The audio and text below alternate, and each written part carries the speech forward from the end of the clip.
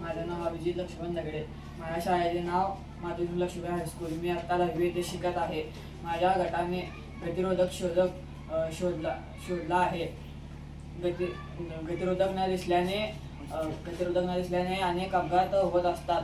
आपण वाहन चालवत असताना गतिरोधक न दिसल्याने अनेक अपघात होतात. जर आपल्या वाहनामध्ये स्पीड ब्रेकर डिटेक्टर असेल तर तो आपल्याला लवकर सूचना देईल आणि आपण सावधगिरी बाळगू. हा स्पीड ब्रेकर डिटेक्टर आपल्या गाडीपासून 5 फूट अंतरापर्यंत कोणताही अडथळा आल्यास आपल्याला आधी सूचना देतो. तसेच आपल्या